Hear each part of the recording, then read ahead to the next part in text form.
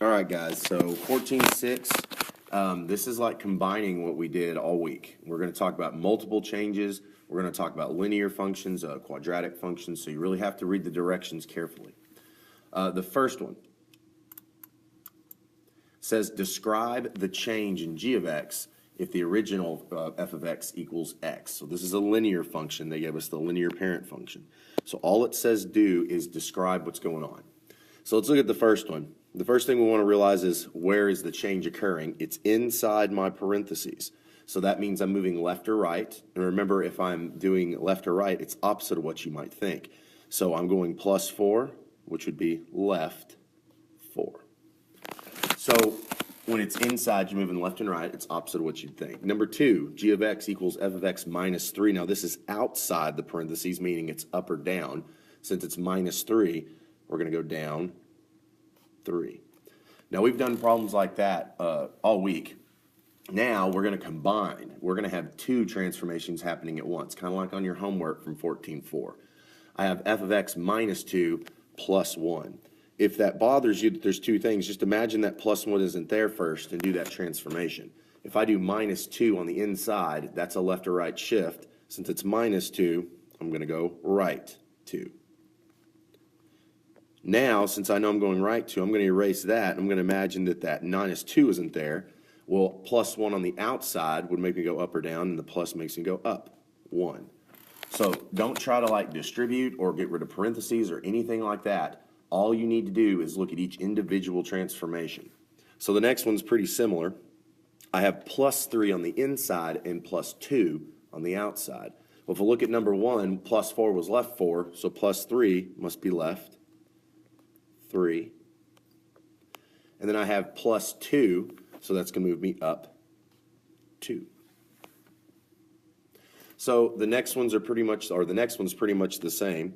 I have f of x minus 4 inside, minus 2 outside. Well, the minus 4 is going to move me right 4. And the minus 2 is going to move me down 2. Now the next one adds another transformation. There's 3 in here, and I want to start at the beginning. The new thing is I have a negative on the outside. Well, that is a reflection over the x-axis, and you can get that from your notes. So first, I'm going to reflect over the x-axis. Now I want to move to the next transformation, which is the plus 5 on the inside. Well, we've seen plus on the inside, that's going to be left, and in this case it's left 5. Then we have minus 6 on the outside, and we know that's going to be down, and in this case it's down 6.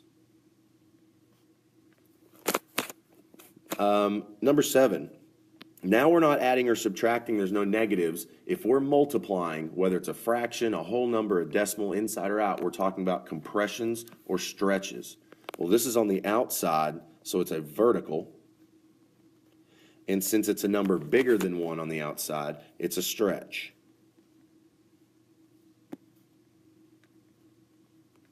Now the last thing we want to do is make sure we put a vertical stretch by how much? This is by a factor of 5. So it'll be by a factor of whatever number it's multiplied by. All right, let's move on to the next one. Number 8. Now this has multiple transformations too. I have a negative on the outside, and we already saw one like that. A negative on the x side reflects over the x-axis. So reflect over, that over is about the worst word I've ever written, but over the x-axis. And then it has a 1/3 on the outside. Well, outside is just like the last one. It's going to be vertical. Sorry, my pen is messing up. But we have to decide how it's going to move. Now, this one's smaller than 1 but greater than 0, so this is going to be a vertical compression. And it's going to be by a factor of 1/3.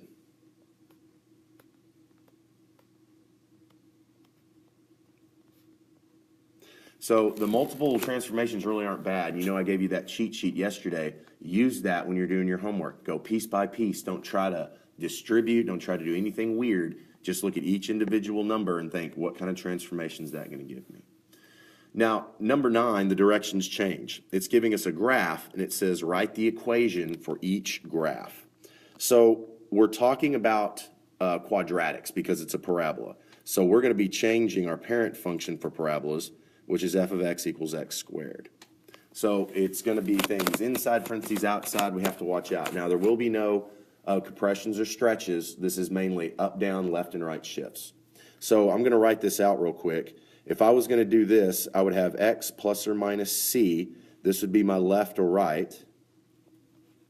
And then I'm going to have this squared outside, and that's going to be plus or minus d, which would be my up or down. Okay, so all I have to do really is count, see how far left or right I moved, see how far up or down, and then just fill in that little template. So if I look at this one, and I know the dots are kind of off of this x-axis here, but those dots are on the x-axis, okay? So first thing, I'm going to know that I start at the origin when I normally do this. But here is my new vertex. I just want to count how far over and up I have to go to get there. Well, to go over, I'm going to have to go over 1, 2, 3 to the left. And I'm going to have to go down 1. So I just need to plug that into my equation. So I'm going to have y equals, I'm going to have x, well, c is the left or right. Well, I went left 3, so that's plus 3, close parentheses squared. If it had been right, we would have done minus. And then I had to go down 1. So on the outside, I'm going to put minus 1. So there's your equation. So if you follow that template, guys, it can be pretty easy. Just be careful when you're counting. Don't mess up by 1 or 2 or something. Let's go to the next page. Same sort of thing. Now, the first thing you should notice about this one is it's upside down. When you have something upside down, you have to use a negative. So I'm going to say y equals. Since we have the reflection, put the minus on the outside. That's what reflects it. And I'm going to open up my parentheses. I'm going to go ahead and write this. So if I look over here, here's my new vertex. Here's where it should have been. I have to go over 1, 2 to the right, and up 1, 2, 3. So let me just fill out my equation. I have x. Inside's my left or right. This time it's right 2, so minus 2.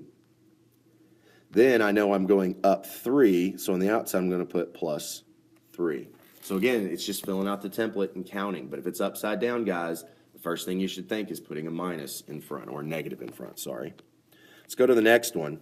Now it's upside down again, or reflected, but this time the vertex didn't move very far. It didn't move left or right, it just moved up 1.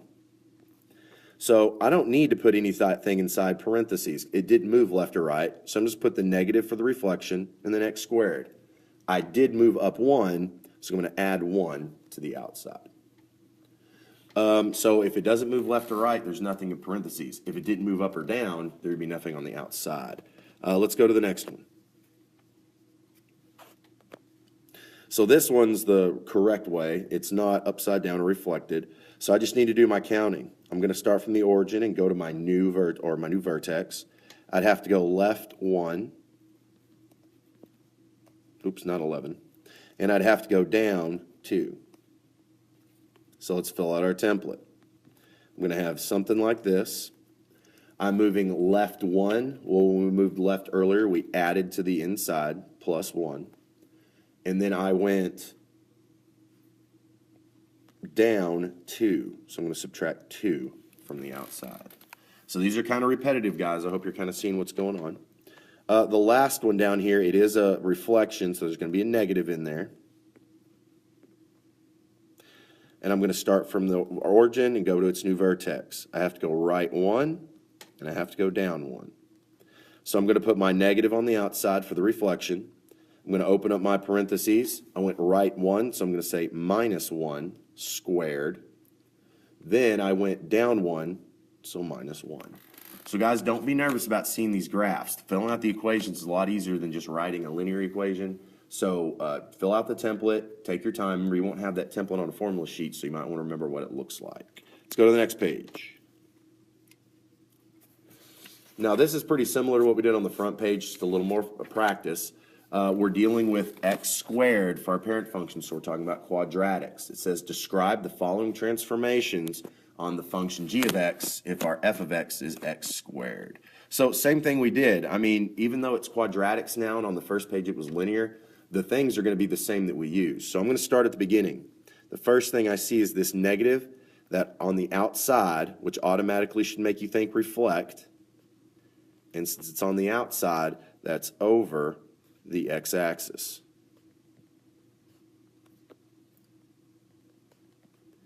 Now I want to keep moving down the line. The next thing I see is plus 2 inside. We should be used to what's happening now inside. Since it's plus, it's left, and 2. But the last piece is this minus 1. Being on the outside moves us up or down. Since it's minus 1, it's down 1. So, I mean, even though it's quadratic, guys, it's exactly the same as what we were doing before. Let's go to the next one. The first thing I see is 1/2 on the outside. So even if I forgot what that is, I can look at my notes right now, and you need to remember this stuff. That is going to be a vertical shift. And since it's a number less than 1 and we're multiplying, it's a vertical compression. And that's by 1/2, or by a factor of 1/2. Now I go to my next transformation. It's minus 1 on the inside. We should be used to that's left or right. Since it's negative, that's going to be right 1. Let's keep on moving. I have another one with a number on the outside, so I know that's vertical. Now this number is greater than 1, so it's not a compression, it's a stretch. So I have a vertical stretch by 2. Now I'm going to move to this one. This one we haven't seen before. Now the negative's on the inside. So you should know that a negative is going to reflect it. So I'm going to put reflect. But every other negative we've seen has been on the outside. And it went over the x-axis. This is on the inside, so it reflects over the y-axis. And it does that because it's on the inside, so please be careful there. The last piece is this plus 1 on the outside. We know outside moves it up or down. Since it's plus, it's up 1. All right, we're almost done with these. Start at the beginning. I have a negative on the outside, so I'm going to reflect over the x-axis because it's on the outside. I also have a 3 out here, and don't think of that as negative 3. That's a negative, then a 3. That's the same thing as the 2 and the one before it. That's a vertical stretch.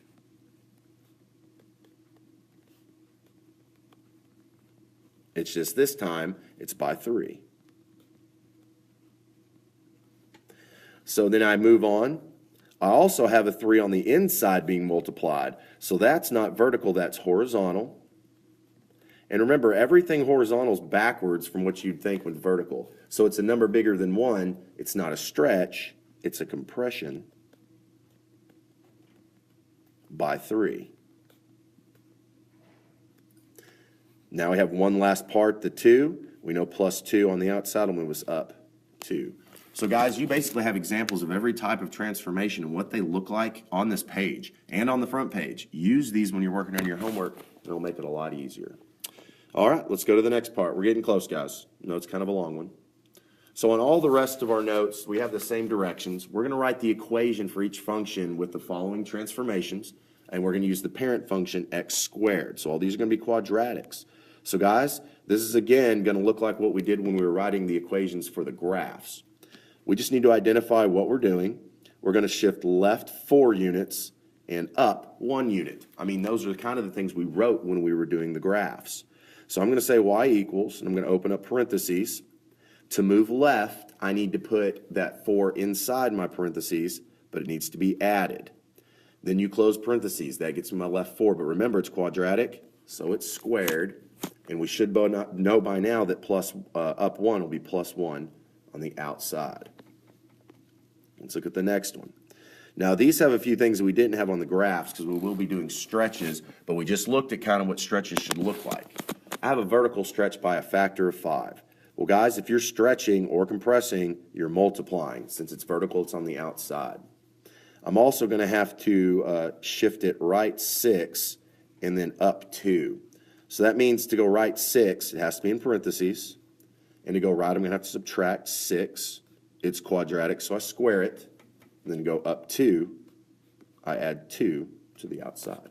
So now you've seen with a vertical stretch, if it was a vertical compression, that fraction would go outside the parentheses where the 5 goes. We're going to see that in number 14.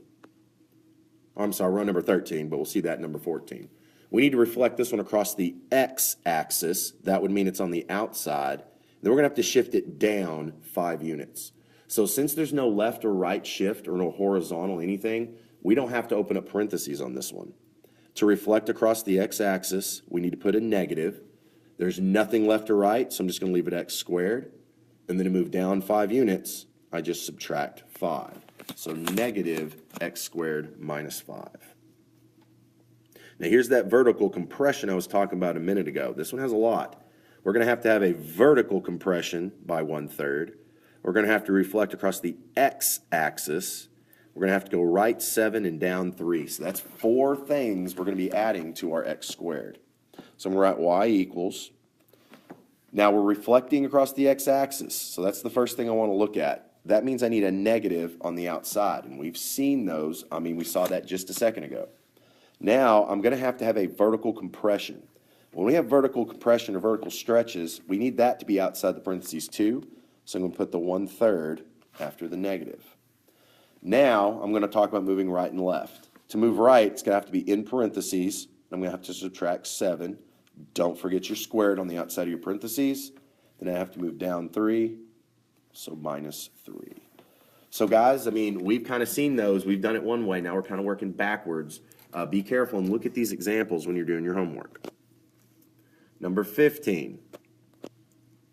Now we have a horizontal compression by a factor of 3, and we're going to shift it up 2. Now horizontal implies inside parentheses. So I'm going to write y equals.